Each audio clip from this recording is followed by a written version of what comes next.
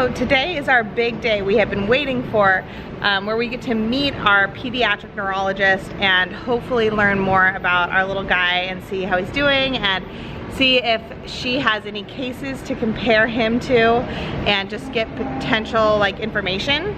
So, yay! First step is an ultrasound. Right? Yes, so this is an all-day event for us. Our first appointment is one of our like more in-depth ultrasounds, and that's the first part of the day. Then the next part of the day we actually get to meet our new pediatric neurologist and ask a ton of questions. We wrote down a lot of questions on the way here.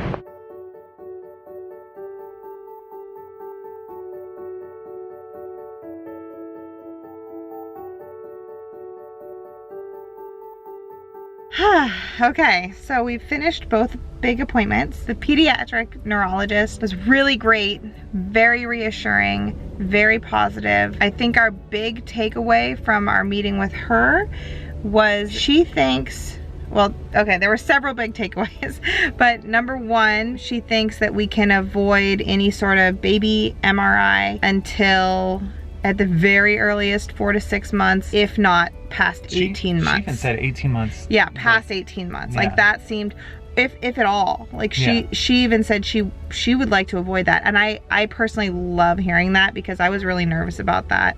You have to put your baby under anesthesia to do it. And she's basically saying that she would only want to do it if it was warranted, and she prefers to do it after 18 months anyway, because that way the brain gets more solid as the child gets older. So the image would be better, and then also his brain has a lot of learning to do in the first 18 months, so there are lots of things he could adapt to if he was having slower development, things like that.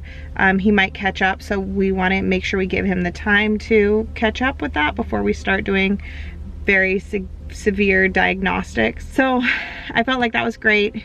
Overall, she was very positive. She said even if there were challenges, that they would be somewhat minor, that she thought they might be somewhat minor, that it wasn't, it didn't seem like it would be as difficult for him as some of the other research or physicians had suggested. For example, one thing that's been on our list of concerns has been epilepsy. Like this whole time people have been throwing it out, and she said she didn't think that was an issue at all. I was also really worried about like feeding issues, like with breastfeeding and stuff. She said that the area of the brain where that would be an issue was fine, so she doesn't think there is a problem there related to the brain. And just overall, like, we had a list of concerns and she really narrowed it down. The two things that she thinks would be the most likely to be an issue, and even then, like, things are looking good: muscle tone, and just sort of things like delayed sitting, delayed walking, delayed crawling, things related to just kind of delayed muscle tone.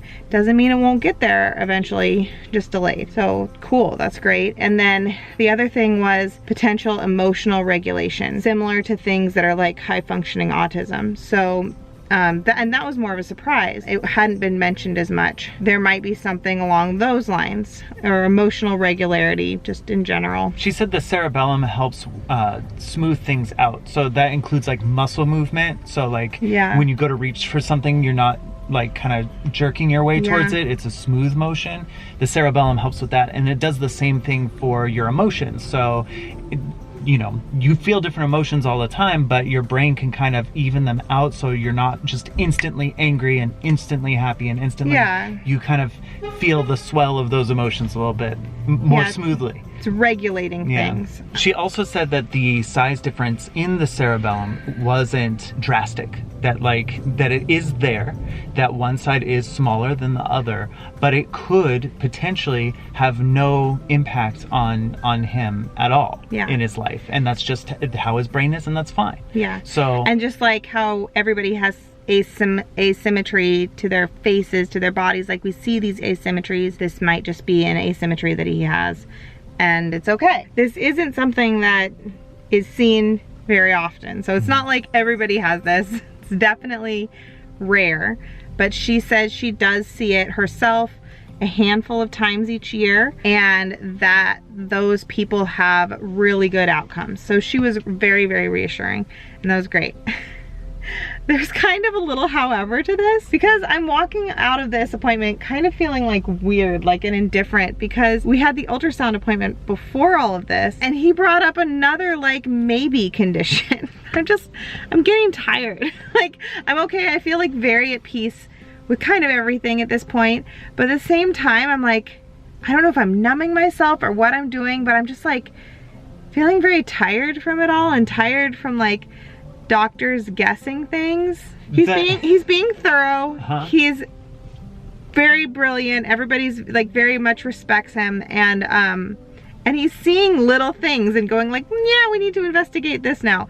So now there's a new thing kind of related to the polyhydramnios that he's looking at, where the chin looks like it's on the edge of being too small, which could lead to another syndrome. So he wants us to see a geneticist potentially and like come back. And I'm just like, I'm just kind of like, wait, but what about the reason we came is like, it's kind of like we're at like a, okay, we'll see how it goes status on the thing that we came there for.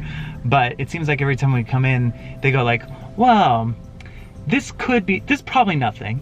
That's how it always starts. This is probably nothing, but we noticed this measurement here is like 0.5% off, so it's just on the edge. I need to call like 6 other doctors, and we'll all get together and decide if you need to keep an eye on this as well. So that's where we're at right now. Like, we have to come back in a couple of weeks or a week or so, and have a meeting with him and 2 other doctors to discuss potentially to discuss a totally different thing. So that they haven't, and it's a thing that they haven't seen or haven't had an issue yet, and now they're like, okay. And not only that, but because of this totally different thing, he's starting to talk big picture, because we're close to the big picture. I'm 34 weeks pregnant. I should be having the baby within 6 weeks, if not sooner. And so he was like, look, if this is what's going on, we're gonna have to talk about potentially housing you at the Ronald McDonald House next to this hospital, not giving birth at your hospital, not giving birth with your doctor. We need a team that can intubate the baby when he's born. Like, that's what he started talking about, was like intubating the baby and just all these He's talking about really, really serious stuff, but at the same time going like, that's what happens when you see too many doctors. Like, even he was like, this is the kind of stuff, like, we're gonna find stuff, that's our job. Right. So I don't know. It seems. And he was kind of like, look, like we have access to this ultrasound technology, which we didn't have 20 years ago, and like nobody would have been seeing this, but now we're seeing like maybe there's something. So should we be on the alert or not? They are looking for every little thing. Overall, I feel like this visit to the doctors, and I'm using it plural because we saw several doctors today, was great. I felt like we got good answers about some of the main issues that we were sent here to address. And we got some really cute pictures of the baby in the ultrasound. Yeah, and not only that, but I definitely felt him sideways across me. He moves all the time, constantly. But right now, he's not breech. He's head down and ready to be delivered. So I'm like, get cozy, baby, stay in that position. But overall, I would say that it was a good doctor's appointment. It was a good doctor's appointment. More questions have been raised and more appointments. And not only that, it's more that it's like we knew that questions would be raised. We knew that there was this almost 100% likelihood that we were going to be in a position of wait and see. We're going to have to wait and see 18 months after our baby's developing, like how he really is doing with a lot of stuff. But now we have a whole new wait and see, and also it like potentially throws off doctor and hospital stuff, which I think we kind of solved. They called the NICU at the hospital that I was hoping to deliver at, and that NICU said that even though they don't have the certain specialists on hand that this doctor wants us to have on hand, they do have experience treating babies with this particular syndrome that he's concerned about. I feel like my plan of action right now is to live happily in denial. I'm probably just gonna forget that this hour conversation with that doctor happened.